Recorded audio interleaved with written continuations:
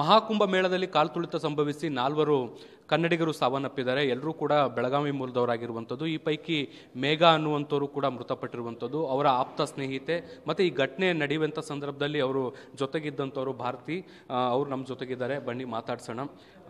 Madam, ಏನು incident ಅವತ್ತಾಯಿತು ನೀವು ನೋಡ್ದಂಗೆ? ನಾವು ಅವತ್ತು ಹೋಗಿದ್ದು ಸಂಗಮ್ ಸ್ನಾನಕ್ಕಂತ. ಸಂಗಮ್ ಸ್ನಾನ ಮುಗಿಸ್ಕೊಂಡು ನಾವು ಬಸ್ ಹತ್ರ ಹೋಗಬೇಕು ಅಂತ ನಮ್ಮ ಪ್ಲ್ಯಾನ್ ಇತ್ತು ಎಲ್ಲರದ್ದು. ಆ್ಯಕ್ಚುಲಿ ನಾವು ಇದಿರುತ್ತಲ್ಲ ಟ್ರಾವೆಲ್ಸ್ದು, ಅದೊಂದು ಬಸ್ ಮಾಡ್ಕೊಂಡು ಬಂದಿದ್ವಿ. ಟೋಟಲ್ ನಾವು 30 ಜನ ಇದ್ವಿ ಅಲ್ಲಿ ಬಸ್ಸಲ್ಲಿ. ಆಮೇಲೆ ಅಲ್ಲಿ ಪ್ರಯಾಗ್ರಾಜಿಗೆ ಬಂದ ಮೇಲೆ ನಾವೆಲ್ಲ ಡಿವೈಡ್ ಆದ್ವಿ. ಅಂದರೆ ಅವ್ರವ್ರು ಗ್ರೂಪ್ ಮಾಡಿಕೊಂಡು ಅವ್ರವರು ಸಂಗಮ್ ಸ್ನಾನ ಮಾಡಿಕೊಂಡು ವಾಪಸ್ ನಾವು ಬಸ್ ಹತ್ರ ಹೋಗಬೇಕು ಅಂತ. ಸೊ ನಾವು 9 ಮೆಂಬರ್ಸ್ ಆದ್ವಿ. ನಾವು ಹೋಗಿದ್ದು ಮೇಘಾ, ನಾನು, ಅವರಮ್ಮ, ಆಮೇಲೆ ಶೈಲೇಶ್ ಅಂತ ತಮ್ಮ ಇದ್ದಾನೆ ಅವನು, ಆಮೇಲೆ ಒಂದು ಆಂಟಿ ಇತ್ತು, ಅವ್ರ ನೇಬರ್ ಇದ್ದರು. ನಾವು 5 ಜನ ಇದ್ವಿ. ಅಲ್ಲಿ ನಮಗೆ ಮತ್ತು 4 ಜನ ಭೇಟಿಯಾದರು. ಅದರಲ್ಲಿ ಒಬ್ರು ಅಂಕಲ್ ಇದ್ದರು, ಅವ್ರ ವೈಫ್ ಇದ್ದರು, ಆಮೇಲೆ ಅವರಿಬ್ಬರು ಫ್ರೆಂಡ್ಸ್ ಇದ್ದರು. ನಾವು ಟೋಟಲಾಗಿ 9 ಮೆಂಬರ್ಸ್ ಆಗಿ ನಾವು ಹೋದ್ವಿ. ನಾವು ರಿಕ್ಷಾ ಹತ್ಕೊಂಡು ಬೈಕ್ ಹತ್ಕೊಂಡು ಹೋದ್ವಿ. ಸಂಗಮ್ ಘಾಟ್ ಇದೆಯಲ್ಲ ಅಲ್ಲಿ ಹೋದ್ವಿ. ಅಲ್ಲಿ ಹೋದ್ಮೇಲೆ ಅಷ್ಟು ರಶ್ ಇದ್ದಿರಲಿಲ್ಲ. ಅವಾಗ ಹೋಗ್ತಾ ಇದ್ವಿ ನಾವು. ಅಚಾನಕ್ಕಾಗಿ ತುಂಬಾ ರಶ್ ಆಯಿತು ಅಲ್ಲಿ.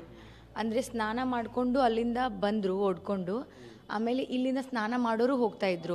ಸೊ ನಾವೆಲ್ಲರೂ 9 ಮೆಂಬರ್ಸ್ದಿಂದ ಹಿಡ್ಕೊಂಡು ಮತ್ತು ಬೇರೆದವ್ರು ಎಲ್ಲರೂ ಅಲ್ಲಿ ಇರೋರು ಯಾರ್ಯಾರೋ ಎಲ್ಲರೂ ಅಲ್ಲಿ ತುಂಬ ದೊಡ್ಡ ಸರ್ಕಲ್ ಆಯಿತು. ಅಲ್ಲಿ ತುಂಬ ದೊಡ್ಡದು ಗುಂಪಾಯಿತು.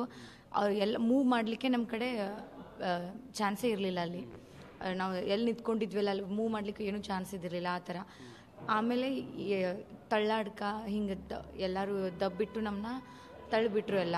ನಾವೆಲ್ಲ ಈ ಸೈಡ್ ಫೇಸ್ ಮಾಡಿ ಬಿದ್ದುಬಿಟ್ವಿ. ನೆಲಕ್ಕೆ ಮುಖ ಮಾಡಿ ಬಿದ್ದುಬಿಟ್ವಿ. ನಮ್ಮ ಮೇಲೆ ಇನ್ನೂ ಕೆಲವೊಂದು 1 ಲೇಯರ್ ಬಂತು, 2 ಲೇಯರ್, 3 ಲೇಯರ್ ಹಿಂಗೆ ನಮ್ಮ ಮೇಲೆ ಬೀಳ್ತಾ ಹೋದರು. ಅವರು ನಮ್ಮನ್ನ ದಬಾಯಿಸಿ ಓಡೋಗೋದು ಹಿಂಗೆಲ್ಲ ಮಾಡ್ತಾಯಿದ್ರು. ಇಲ್ಲೆಲ್ಲ ಕುತ್ತಿಗೆ ಮೇಲೆಲ್ಲ ಕಾಲಿಟ್ಟು, ಇಲ್ಲೆಲ್ಲ ಗಾಯ ಆಗಿದೆ. ಸೊ ಈ ಥರ ಎಲ್ಲ ಮಾಡಿ ಇಲ್ಲೆಲ್ಲ ಗಾಯ ಆಗಿದೆ. ಆಮೇಲೆ ಈ ಕಾಲ ಮೇಲೆಲ್ಲ ಅವರು ಇಟ್ಟು, ಆಮೇಲೆ ನನ್ನ ಮೇಲೆ ಕೂತ್ಕೊಂಡು ನೋಡ್ತಾ ಇದ್ರು ಅವರು ಬೇರೆ ಜನರನ್ನು, ಅವ್ರ ಮೆಂಬರ್ಸ್ ಯಾರಾದರೂ ಇದ್ದಾರೆ ಅಂತ. ಈ ಥರ ಎಲ್ಲ ಆಯಿತು ಅಲ್ಲಿ. ಅದರಲ್ಲಿ ನನ್ನ ಫ್ರೆಂಡು ಸಿಕ್ಕೊಂಡಿದ್ಲು. ಸೊ ಮೇಘಾ ಮತ್ತು ಅವರಮ್ಮ ಅವರೇ ಕೆಳಗೆ ಸಿಕ್ಕಾಕೊಂಡ್ಬಿಟ್ರು. ಅವರು ಇಲ್ಲ, ತೀರಾ ಕೆಳಗೆ ಸಿಕ್ಕಾಕೊಂಡಿಲ್ಲ. ನಾವೆಲ್ಲ ಗ್ರೂಪಲ್ಲೇ ಇದ್ವಿ. ನಾವೆಲ್ಲ ಕೈ ಬಿಡೋದು ಬೇಡ ಹಿಂಗೆ ಅಂತ. ಅವ್ರ ತಳ್ಳಾಟದಲ್ಲಿ ನಾವು ಯಾವಾಗ ಬಿಟ್ವಿ ನಮಗೆ ಗೊತ್ತಿಲ್ಲ. ನಾನು ಇಲ್ಲಿ ಶೈಲೇಶ್ ತಮ್ಮ ಇದ್ದಾರಲ್ಲ ಅವನು ಬಿದ್ದಿದ್ದ. ಅಲ್ಲಿ ಆ ಆಂಟಿ ಅವ್ರ ಹಸ್ಬೆಂಡ್ ತೀರ್ಕೊಂಡಿದ್ದಾರಲ್ಲ ಅವರಿಬ್ಬರು ಅಲ್ಲಿದ್ದರು. ನಾನು ಇಲ್ಲೇ ಇದ್ದೆ. ನನ್ನ ಬಾಜುನೇ ಮೇಘಾ ಇದ್ಲು. ಮೇಘಾನ್ ಬಾಜು ಅವರಮ್ಮ ಇದ್ದರು. ಅವರಮ್ಮನ ಬಾಜು ಮಹಾದೇವಿ ಆಂಟಿ ಇದ್ದಾರಲ್ಲ ಅವ್ರ ಬಾಜು ಇನ್ನೊಂದು ಆಂಟಿ ಇದ್ದಾರೆ, ಸರೋಜಿನಿ ಆಂಟಿ ಅಂತ, ಅವರೆಲ್ಲ ಇದ್ದರು. ಹಿಂಗೆ ನಾವೆಲ್ಲ ಹಿಂಗೆ ಬಿದ್ದುಬಿಟ್ವಿ. ಸೊ ಆ ಇನ್ಸಿಡೆಂಟಲ್ಲಿ ಈ ಥರ ಆಗಿದ್ದು ಅಲ್ಲಿ ಮೇಘಾ ಅವ್ರ ತಾಯಿಗೆ, ಆಮೇಲೆ ಮಹಾದೇವಿ ಆಂಟಿಗೆ, ಆಮೇಲೆ ಅರುಣ್ ಅಂಕಲ್ ಇದ್ದಾರಲ್ಲ ಅವ್ರಿಗೆ. ಈಗ ಅದು ಒಂದು ನ್ಯೂಸ್ ಬಂತು, ಏನು ಅಂದರೆ ಯಾರೋ ಏಕಾಏಕಿ ಬಂದರು, ಬ್ಯಾರಿಕೇಡ್ನ ಹತ್ತಿ ಹಾರಿ ಹೋಗಕ್ಕೆ ಟ್ರೈ ಮಾಡಿದರು, ಆವಾಗಲೇ ಇದು ಆಯಿತು ಅನ್ನೋ ಥರದಲ್ಲಿ. ಅದು ನಿಜನಾ? ಆ್ಯಕ್ಚುಲಿ ಸರ್ ಅದು ಏನಂತ ಗೊತ್ತಿಲ್ಲ, ಬಟ್ ಅಚಾನಕ್ ಅಂತೂ ಬಂದರು ಸರ್. ಸ್ನಾನ ಮಾಡ್ಕೊಂಡು ಯಾರು ಬರ್ತಾರಲ್ಲ ಅವ್ರು ತುಂಬ ಓಡ್ಕೊಂಡು ಬಂದರು. ಹುಡುಗರು ಬಟ್ಟೆನೇ ಇರಲಿಲ್ಲ, ಹಾಗೆ ಓಡಿ ಬರ್ತಾಯಿದ್ರು. ಆಮೇಲೆ ಹುಡುಗಿರು ಜಸ್ಟ್ ಪೇಟಿ ಕೊಡೋ ಇರ್ತಲ್ಲ ಅವ್ರದ್ದು, ಅದಷ್ಟೇ ಹಿಂಗೆ ಹಾಕ್ಕೊಂಡು ಓಡ್ಕೊಂಡು ಬರ್ತಾಯಿದ್ರು, ಯಾರೋ ಬೆನ್ನತ್ತಿದ್ದಾರೆ ಅಂತ. ಆ ಥರ ಯಾರು ಮೇ ಬಿ ಪೊಲೀಸರು ಅವ್ರಿಗೆ ಹೆದರ್ಸಿರ್ಬೋದು, ಅದಕ್ಕೆ ಬಂದಿರ್ಬೋದು. ಬಟ್ ನಾವಿರೋ ಸ್ಥಳದಲ್ಲಿ ಒಬ್ಬರು ಇರಲಿಲ್ಲ ಸರ್ ಪೊಲೀಸರು. ಯಾರಾದರೂ 4 ಜನ ಇರ್ತಿದ್ರೆ ಈ ಥರ ಆಗ್ತಿರ್ಲಿಲ್ಲ.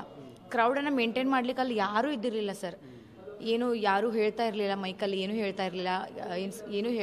ಅವ್ರಿಗೆ ಈ ಕಡೆ ಸರಿರಿ ಆ ಕಡೆ ಸರಿರಿ ಅಂತ ಏನೂ ಹೇಳೇ ಇಲ್ಲ. ಅಲ್ಲಿ ಯಾರೂ ಇದ್ದಿರಲಿಲ್ಲ. ಅಲ್ಲಿ ಎಲ್ಲ ಲೋಕಲ್ದವರೇ ನಮ್ಮನ್ನು ದಬ್ಬಿಸಿ ನಮ್ಮನ್ನ ತಳ್ಳಿಬಿಟ್ರು. ಎಷ್ಟು ಗಂಟೆ ಆಗಿತ್ತು ಇದು? ಈ ಇನ್ಸಿಡೆಂಟ್ ನಡೆದಾಗ ರಾತ್ರಿ ಎಷ್ಟು ಗಂಟೆ ಆಗಿತ್ತು ಅಂದಾಜು? ನೀವು ಎಷ್ಟೊತ್ತಿಗೆ ಹೋಗಿ ಕೂತಿದ್ರಿ ಅಲ್ಲಿ? ಆ್ಯಕ್ಚುಲಿ ನಾವು ಅಲ್ಲಿ ಹೋಗಿದ್ದು 1 o'clock ಕರೆಕ್ಟಾಗಿ ಇದಾಯಿತು. 1 o'clock 1:30 ಈ ಥರ ಟೈಮಲ್ಲಿ ಆಗಿದ್ದು ಇದು. ಯಾಕಂದರೆ ಆವಾಗ ನನ್ನ ಫ್ರೆಂಡ್ಗೆ ಮತ್ತು ಆಮೇಲೆ ಈ ಸರೋಜಿನಿ ಆಂಟಿಗೆಲ್ಲ ಕಾಲು ಬಂದಿತ್ತು. ಸೊ ಕಾಲ್ದು ಬರ್ತಾಯಿತ್ತು. ಆವಾಗ 1 o'clock ಆಗಿತ್ತು. ಯಾರು ಪೊಲೀಸರು ಇರಲಿಲ್ಲ ಆ ಟೈಮಲ್ಲಿ? ಯಾರೂ ಇರಲಿಲ್ಲ.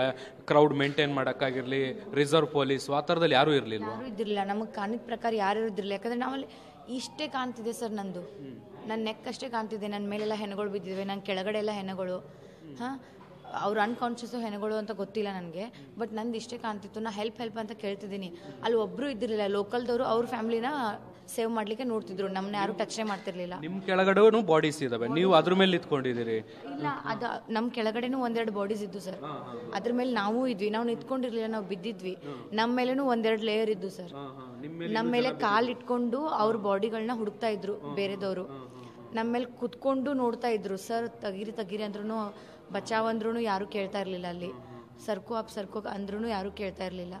ಈ ಥರ ಆಗ್ತಾಯಿತ್ತು.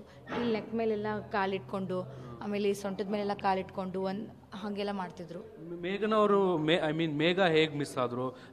ಆ ಸಿಚುವೇಶನ್ ಅವ್ರು ನಿಮಗೆ ಸಂಪರ್ಕಕ್ಕೆ ಸಿಗಲಿಲ್ಲ ಆ ಕ್ಷಣಕ್ಕೆ, ಹೇಗಾಯ್ತು ಅದು?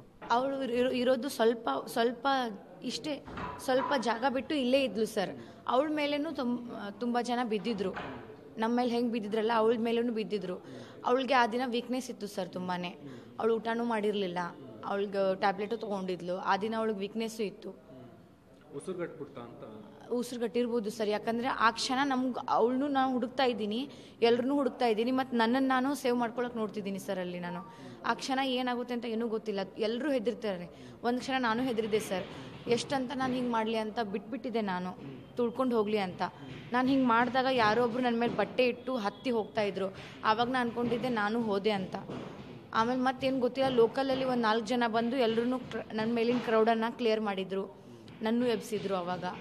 ಆವಾಗ ನನಗೆ ಇವನು ಸಿಕ್ಕಿದ, ಇವನು ಶೈಲೇಶ್ ಅಂತ. ಅವನು ಕಂಬ ಹಿಡ್ಕೊಂಡಿದ್ದ ಸರ್. ಅಲ್ಲಿ ಈ ಥರ ಆಗಿದ್ದು. ನೀವು ಅಲ್ಲಿ ಆ ಕ್ರೌಡ್ ನೋಡುವಾಗ ಈ ಥರಕ್ಕೆ ಆಗ್ಬೋದು ಅನ್ನೋದೊಂದು ಸಣ್ಣ ಅಂದಾಜು ಇರಲಿಲ್ವಾ? ನೀವು ಒಳಗಡೆ ಹೋದಾಗ ಹೇಗೆ ಅಲ್ಲಿ ನಿಂತ್ಕೊಂಡಾಗ ನಿಮ್ಗೆ ಏನು ಅನ್ನಿಸ್ತಾ ಇತ್ತು? ಅಯ್ಯೋ, ಇನ್ನು ವಾಪಸ್ ಹೋಗೋದು ನಾನು ಭಾಳ ಕಷ್ಟ ಇದೆ ಅನ್ನೋ ಥರದಲ್ಲಿ ಏನಾರು ಅನ್ನಿಸ್ತಿತ್ತು? ಸ್ಟಾರ್ಟಿಂಗ್ ನಾವು ಬರಬೇಕಾದ್ರೆ ನಮ್ಗೇನು ಅನಿಸಿಲ್ಲ ಕ್ರೌಡ್ ತುಂಬ ಇದೆ ಅಂತ. ನಾವೆಲ್ಲ ಚೆನ್ನಾಗೇ ಬಂದಿದ್ದೀವಿ, ನಾವೆಲ್ಲ ಹರ ಹರ್ ಮಹಾದೇವ್ ಅನ್ಕೊಂತು ಖುಷಿಯಾಗೇ ಬಂದಿದ್ವಿ. ಅಚಾನಕ್ಕಾಗಿ ಅಲ್ಲಿ ಜನ ಸ್ನಾನ ಮಾಡ್ಕೊಂಡು ಏನು ಬಂದ್ರಲ್ಲ, ಆವಾಗ ತುಂಬಾ ಕ್ರೌಡ್ ಆಯಿತು ಸರ್ ಅಲ್ಲಿ. ಆವಾಗ ನಮ್ಗೆ ಅನಿಸಿತು, ನಾವೆಲ್ಲರೂ ಅಂದಿದ್ವಿ ಯಾರೂ ಕೈ ಬಿಡೋದು ಬೇಡ, ಏನು ಮಾಡೋದು ಬೇಡ, ಕೆಳಗೆ ಬೀಳೋದು ಬೇಡ ಅಂತ. ಯಾಕಂದರೆ ಆಲ್ರೆಡಿ 4-5 ಜನ ಬಿದ್ದಿದ್ರು ಸರ್ ಅಲ್ಲಿ. ಸೊ ನಾವು ಕೈ ಬಿಡೋದು ಬೇಡ ಅಂತ ಅಂದ್ಕೊಂಡಿದ್ವಿ. ಏನು ಮಿಸ್ ಆಯಿತೋ ಗೊತ್ತಿಲ್ಲ ಸರ್, ಎಲ್ಲರೂ ನಾವು ಕೆಳಗಡೆ ಬಿದ್ದೇ ಬಿಟ್ವಿ. ಆವಾಗ ನಮ್ಗೆ ಅನಿಸಿತ್ತು ನಾವು ಪಾರಾಗಲ್ಲ ಅಂತ. ಅಷ್ಟು ನಮ್ಮನ್ನ ಈ ಕಡೆಯಿಂದ ದಬ್ತಿದ್ರು ಸರ್. ನಮಗೆ ಉಸಿರಾಡಕ್ಕೆ ಚಾನ್ಸ್ ಇಲ್ಲ ಸರ್ ನಿಂತ್ಕೊಂಡಾಗ. ಹಾಗಾಯಿತು ನಮಗೆಲ್ಲ. ಏನು ಮುಗೀತು, ನಮ್ಮದು ಕತೆ ಮುಗೀತು ಅನ್ನೋದು ಅನಿಸಿತ್ತು ಸರ್. ಅನಿಸಿತ್ತು, ನನಗಂತೂ ಅನಿಸಿತ್ತು ಇನ್ನು ಮುಗೀತು, ನಾ ಹೇಳೋದಿಲ್ಲ ಅಂತ ನಂಗೆ ಅನಿಸಿತ್ತು ಅವತ್ತೇ. ಆವಾಗ ಅನಿಸಿ ನಾನು ಬಿದ್ದುಬಿಟ್ಟಿದ್ದೆ ಸರ್, ಏನೂ ಇಲ್ಲ ಬೇಡ ಅಂತ. ನಾನು ಯಾವಾಗ ಹಿಂಗೆ ಬಿದ್ದುಬಿಟ್ಟೆ ಅಲ್ಲ ಸರ್, ಆವಾಗ ಬಂದು ಕ್ರೌಡ್ ಕ್ಲಿಯರ್ ಮಾಡಿದರು. ಅಂದರೆ ಅಲ್ಲೇ ಲೋಕಲ್ ಅವರು, ಪೊಲೀಸರಲ್ಲ, ಲೋಕಲ್ ಅವರು ಬಂದು ಒಬ್ರನ್ನೊಬ್ರನ್ನ ತೆಗೆದು ಸೇವ್ ಮಾಡ್ತಾಯಿದ್ರು. ಅವರು ಒಂದು 3-4 ಜನ ಅನ್ನಗಳು ಸೇವ್ ಮಾಡಿದ್ರು ಅಲ್ಲಿ. ಈಗ ಮೇಘ ಇಲ್ಲ ಅನ್ನೋದು ನಿಮ್ಗೆ ಯಾವಾಗ ಗೊತ್ತಾಯ್ತು?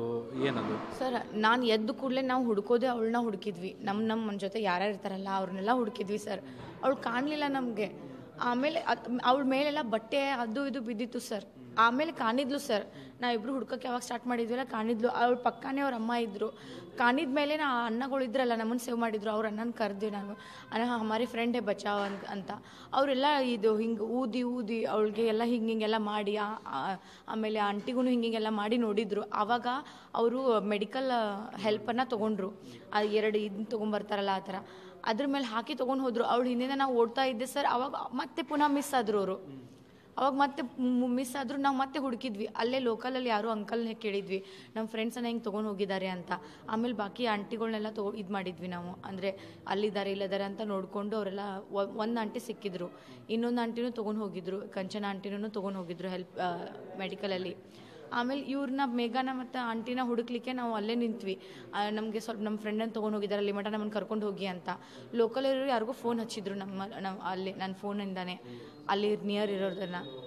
ಆಮೇಲೆ ಯಾರೋ ಬಂದರು ಸರ್, ಇಲ್ಲೇ ಇರ್ತಾರೆ ನಡೀರಿ ಅಂತ. ಅವರು ಕರ್ಕೊಂಡು ಹೋಗಲಿಲ್ಲ. ಆಮೇಲೆ ಸರೋಜಿನಿ ಆಂಟಿದು ಮಗಳದು ಫೋನ್ ಬಂತು, ನಮ್ಮ ಮಮ್ಮಿ ಅಲ್ಲೇ ಇದ್ದಾರೆ, ಪೋಲ್ 177ಅಲ್ಲಿದ್ದಾರೆ ಅಂತ. ಅಲ್ಲಿ ಹೋಗಿ ಶೈಲೇಶು ಮತ್ತು ಅಂಕಲ್ ಹೋಗಿ ತೊಗೊಂಡು ಬಂದರು ಅವ್ರನ್ನ ತೊಗೊಂಡು ಬಂದಮೇಲೆ ನಮಗೆಲ್ಲರಿಗೂ ಕೂಡಿಸಿ ಒಂದು ಆ್ಯಂಬುಲೆನ್ಸ್ ಮಾಡಿ ಕಳಿಸಿದ್ರು ಸರ್ ಹಾಸ್ಪಿಟಲಲ್ಲಿ. ಅಲ್ಲಿ ನಾವು ಹುಡುಕ್ತಾ ಇದ್ದೀವಿ ಎಲ್ಲಿದ್ದಾರೆ ನಮ್ಮೂರು ಅಂತ. ಅಲ್ಲಿ ನಮ್ಮೂರು ಎಲ್ಲೂ ಕಾಣಿಲ್ಲ. ನಾವೆಲ್ಲ ಕಡೆ ಹುಡುಕಿದ್ವಿ ಸರ್, ಒಂದು ಜಾಗದಲ್ಲೂ ನಮ್ಮೂರು ಕಾಣಲಿಲ್ಲ. ನಾವು ಫುಲ್ ನೈಟ್ ಅಲ್ಲೇ ಕೂತಿದ್ದೀವಿ ಸರ್. ಡಾಕ್ಟರ್ಸ್ನ ಕೇಳ್ತಿದ್ದೀವಿ, ಅಲ್ಲಿರೋ ಎಲ್ಲರನ್ನೂ ಕೇಳ್ತಿದ್ದೀವಿ. ಅಲ್ಲಿರೋ ಇವರು ಮೀಡಿಯಾದವ್ರು ಬಂದರು, ಪೊಲೀಸರು ಯಾರು ಕೇಳ್ತಿದ್ವಿ, ಹೇಳ್ತಾ ಇಲ್ಲ ಸರ್. ಆಮೇಲೆ ನಮ್ಮ ಗೈಡ್ದವ್ರು ಇದ್ರಲ್ಲ, ಅವರು ನಮ್ಮ ಟ್ರಾವೆಲ್ದವ್ರು, ಅವ್ರಿಗೆ ಕಾಲ್ ಮಾಡಿದ್ವಿ ನಾವು. ಅವ್ರು ಕಾಲ್ ಮಾಡಿದ್ಮೇಲೆ ಅವ್ರು ಬಂದರು. ಅವ್ರು ಬರಲಿಕ್ಕೇ ಆಗಲಿಲ್ಲ, ಅವ್ರಿಗೆ ತುಂಬ ಲೇಟಾಗಿ ಬಂದರು ಅವರು. ಅವ್ರು ಬಂದಮೇಲೆ ಅವ್ರು ಹುಡುಕ್ಯಾಡಿದ್ರು ಸರ್. 1-2-3 ಆಸ್ಪತ್ರೆನ ಹುಡುಕಿದ್ರು. ಆಮೇಲೆ ಒಂದಿನ ಅದು ಮಾರ್ನಿಂಗ್ ನಮ್ಮ ಅಲ್ಲ ಈವ್ನಿಂಗ್ ಆಗ್ತಾಯಿತ್ತು ಸರ್. ಆವಾಗ ನಮ್ಮನ್ನ ಕರ್ಕೊಂಡು ಹೋದರು, ಇಲ್ಲಿ ಹಾಸ್ಪಿಟಲ್ ಇದೆ ಅಲ್ಲಿರ್ಬೋದು ಬನ್ನಿ ಅಂತ. ನಾವು ಒಂದೆರಡು ಹಾಸ್ಪಿಟಲ್ ಆದಮೇಲೆ ಥರ್ಡ್ ಹಾಸ್ಪಿಟಲ್ಲಿ ನಾವು ಕೂತಿದ್ವಿ, ನಾವು ಇನ್ನೊಂದು ಇದೆ ಅಲ್ಲಿ ಕರ್ಕೊಂಡು ಬರ್ತೀವಿ ಅಂತ. ಅಲ್ಲಿ ಹೋದ್ವಿ ಸರ್. ಆವಾಗ ನಮಗೆ ಗೊತ್ತಾಯಿತು, ನಾವು ಅಂದ್ಕೊಂಡ್ವಿ ಸಿಕ್ಕಿದ್ದಾರೆ, ICU ಇರಲಿ ಏನೂ ಇರಲಿ ಜೀವ ಇರುತ್ತೆ, ನಮ್ಮ ಫ್ರೆಂಡ್ಸ್ ಸಿಕ್ಕಿದ್ರು, 4 ಜನ ಸಿಕ್ಕಿದ್ರಲ್ಲ ಅಂತ ನಾವು ಎಲ್ಲರೂ ಹೋಗಿದ್ವಿ. 4 ಜನ ಸಿಕ್ಕಿದ್ವಿ ಅಂತ ನಾವು 5 ಜನ ಹೋಗಿದ್ವಿ ಸರ್. ಅಲ್ಲಿ ಹೋದ್ಮೇಲೆ ನಮ್ಗೆ ಸಿಕ್ಕಿದ್ದೇ ಬೇರೆ, ಜೀವ ಇಲ್ದಿರೋ ಬಾಡಿಗಳನ್ನ ಕೊಟ್ಟಿದ್ದಾರೆ ಸರ್. ಕುಸ್ದೋಯ್ತು ಸರ್. ನಾವೇನು ತಿಳ್ಕೊಂಡಿದ್ವಿ ಸರ್, ನಾವು ಎದಕ್ಕೆ ಹೋಗಿದ್ವಿ ಸರ್ ಅಲ್ಲಿ? ಹಾಂ, ಸಂಗಮ ಸ್ನಾನ ಮಾಡಿ ನಾವು ಏನೋ ಒಂದು ಮಾಡ್ಕೊಂಡು ಬರ್ಬೇಕಂತ ಹೋಗಿದ್ವಿ. ಅಲ್ಲಿ ಹೋಗಿ ಹಿಂಗೆ ನಮ್ಮ ಫ್ರೆಂಡ್ಸ್ಗೆ ಅವ್ರ ಅಮ್ಮನಿಗೆ ಹಿಂಗೆ ಆಗ್ತಿದೆ ಅಂತ ನಾವು ಮನಸ್ಸಲ್ಲೂ ಅಂದ್ಕೊಂಡಿರ್ಲಿಲ್ಲ ಸರ್. ನಿಮ್ಮ ಗೆಳತಿನ ಹಂಗೆ ನೋಡಿ ನಾನು ಚಕ್ಕರ್ ಬಂದು ಬಿದ್ದುಬಿಟ್ಟೆ ಸರ್ ಕೆಳಗಡೆ. ನಂಗೆ ನೋಡ್ಲಿಕ್ಕಾಗಲಿಲ್ಲ. ಫಸ್ಟ್ ಅವ್ರ ಅಮ್ಮನ ನೋಡಿದ್ದು ನಾನು, ಅವ್ರ ಅಮ್ಮನ ನೋಡಿ ಬಂದೆ. ಆಮೇಲೆ ನನಗೆ ಮೇಘ ಕಾಣಿಲ್ಲ ಅಂತ ನಾನು ಹೇಳ್ತಾ ಇದ್ದೆ ನನಗೆ ಗೈಡ್ ನನಗೆ. ಮತ್ತೆ ಪುನಃ ಹೋಗಿ ಮತ್ತೆ ನೋಡ್ಕೊಂಡು ಬಂದರು. ಆವಾಗ ಮೇಘ ಇದ್ದಾಳೆ ಅಂತ ಗೊತ್ತಾಯ್ತು ಸರ್. ನನಗೆ ಇನ್ನೂ ತನಕ ಬಿಲೀವ್ ಆಗ್ತಾ ಇಲ್ಲ ಮೇಘ ಇದ್ದಾಳೆ ಅಂತ. ಮೇಘ ಇನ್ನೂ ಇದ್ದಾಳೆ ಸರ್. ಮೇಘ ನೋಡಿದಾಗೂ ಆಕಿದು ಜೀವ ಹೋಗಿತ್ತು.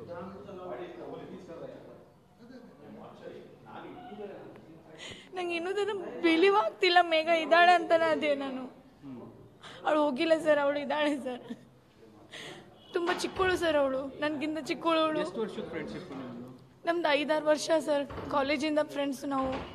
ಬಟ್ 5-6 ವರ್ಷ ಅಂದರೂ ಅಕ್ಕ ತಂಗಿ ಥರ ಇದ್ವಿ ಸರ್ ನಾವು. ಅವಳ ಮನೆಗೆ ನಾವು ಹೋಗ್ತಾ ಇದ್ದೆ, ನಮ್ಮ ಮನೆಗೆ ಅವಳು ಬರ್ತಾ ಇದ್ಲು. ಅವಳ ಅಪ್ಪ ಅಮ್ಮ ನಮಗೆ ಗೊತ್ತು, ನಮ್ಮ ಅಪ್ಪ ಅಮ್ಮ ಅವಳು ಗೊತ್ತು. ನಾವು ತುಂಬ ಕ್ಲೋಸ್ ಅಂದರೆ ಕ್ಲೋಸ್ ಫ್ರೆಂಡ್ಸ್ ಇದ್ವಿ ಸರ್. ಅನ್ಕೊಂಡಿದ್ರೆ, ಯಾಕಂದ್ರೆ ನೀವು ಈಗ ಅಲ್ಲಿ ಸ್ನಾನ ಮಾಡಬೇಕು ಪುಣ್ಯ ಅನ್ನೋ ಕಾರಣಕ್ಕೆ ಹೋಗಿದ್ರಿ. ಸೊ ಸಂಕಟ ಆಗುತ್ತೆ, ಜೀವನ ಹೋಗ್ಬಿಡ್ತು ಅನ್ನೋ ಥರ. ಜೀವನೇ ಹೋಗ್ಬಿಟ್ಟಿದೆ ಸರ್. ಅಮ್ಮ ಮಗಳು ಇಬ್ರು ಹೋಗ್ಬಿಟ್ಟಿದ್ದಾರೆ ಸರ್. ಅವ್ರ ಪಪ್ಪನ ಪರಿಸ್ಥಿತಿ ಏನು ಸರ್? ಈಗ ಮನೇಲೆಲ್ಲ ಏನ್ ಕೇಳ್ತಿದ್ರು? ಈ ಕಡೆ ಏನ್ ಕೇಳಿದ್ರು ಮನೇಲೆಲ್ಲ ಏನಂತ? ಅವ್ರಿಗೂ ಸಂಕಟ ಆಗಿದೆ ಸರ್. ಅವ್ರಿಗೂ ಅರ್ಗಿಸ್ಕೊಳಕ್ಕೆ ಆಗ್ತಾ ಇಲ್ಲ ಸರ್.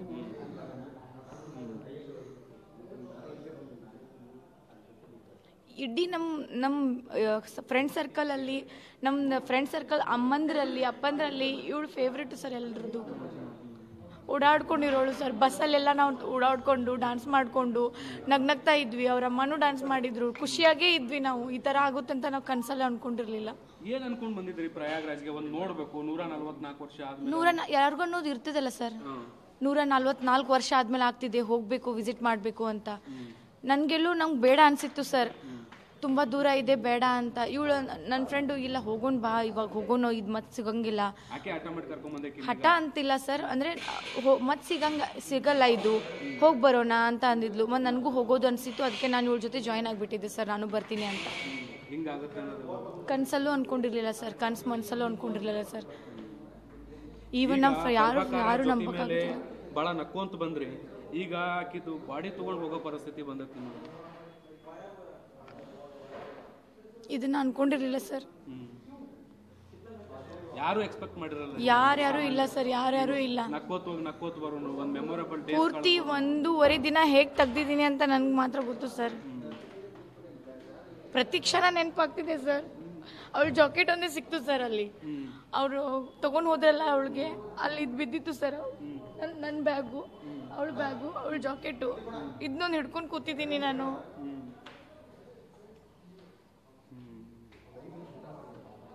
ಭಾಳ ಸಂಕಟ ಆಗತ್ತೆ ಜೊತೆಗೆ ಬಾಡಿ ತಗೊಂಡು ಹೋಗೋದು. ಅವಳ ಮದುವೆ ಇತ್ತು ಸರ್. ನೆಕ್ಸ್ಟ್ ಗಂಡು ಹುಡುಕ್ತಾ ಇದ್ರು ಅವರು. ಮೊನ್ನೆ ಕೂತಾಗ ಈ ಪ್ಲ್ಯಾನ್ ಮಾಡೋ ಮುಂದೆ ಅವ್ರ ಪಪ್ಪ ಅಂದಿದ್ರು, ಹಿಂಗೆ ಡ್ಯಾನ್ಸ್ ಮಾಡೋಣ ಅವಳ ಮದುವೆಗೆ, ಹಿಂಗಿರೋಣ ಹಂಗಿರೋಣ, ಶಾಪಿಂಗ್ ಮಾಡೋಣ ಅಂತ. ಅವ್ರ ಅಕ್ಕ ಎಲ್ಲ ಅಂತಿದ್ರು. ನಾವೆಲ್ಲ ನಗ್ನಗ್ತಾ ಮಾತಾಡ್ತಿದ್ವಿ. ಇದೆಲ್ಲ ನೆನೆಸ್ಕೊಂಡ್ರೆ ತುಂಬ ಬೇಜಾರಾಗುತ್ತೆ ಸರ್. ಏನೇನೋ ಕನ್ಸು ಕಟ್ಕೊಂಡಿದ್ವಿ ಅವಳ ಮೇಲೆ ನಾವು. ಸರಿ, ಆಯ್ತು. ಇದಿಷ್ಟು ಭಾರತೀಯವ್ರ ಮಾತು. ಆ ಸಂಕಟ, ಆ ನೋವು ಅದು ಎಷ್ಟಿದೆ ಅನ್ನೋದನ್ನು ಅವ್ರ ಮಾತುಗಳಲ್ಲಿ ಕೇಳಿಸ್ಕೊಂಡ್ರೆ ಬಹುಶಃ ಗೊತ್ತಾಗುತ್ತೆ. ನೋಡಬೇಕಿತ್ತು ಆ ಸಂಕಟ, ಅವ್ರ ಕಣ್ಣೀರು. ಸಾಕಷ್ಟು ಕನಸುಗಳನ್ನ ಕಟ್ಕೊಂಡು ಅವರು ಪ್ರಯಾಗ್ರಾಜ್ಗೆ ಬಂದಿದ್ದರು. ಒಂದು ಮೆಮೊರೇಬಲ್ ಡೇ, ಐತಿಹಾಸಿಕ ಕ್ಷಣಕ್ಕೆ ಸಾಕ್ಷಿ ಆಗಬೇಕು ಅನ್ನುವಂಥ ನಿಟ್ಟಿನಲ್ಲಿ. ಬಟ್ ಅನ್ಫಾರ್ಚುನೇಟ್ ದೈವಿಚ್ಛೆ ಬೇರೆಯೇ ಆಗಿತ್ತು, ಈಗ ಅವರ ಗೆಳತಿ ಇಲ್ಲಿಂದ ಅನ್ನುವಂಥದ್ದು ಅವರು ಕೂಡ ಭಾಳಷ್ಟು ಭಾವುಕರಾಗಿ ಮಾತಾಡಿದರು. ಕ್ಯಾಮ್ರಾ ಪರ್ಸನ್ ಜಿತೇಂದ್ರ ಕುಮಾರ್ ಜೊತೆ ಶಬ್ಬೀರ್ ನಿಡಗುಂದಿ, ಪಬ್ಲಿಕ್ ಟಿವಿ, ನವದೆಹಲಿ.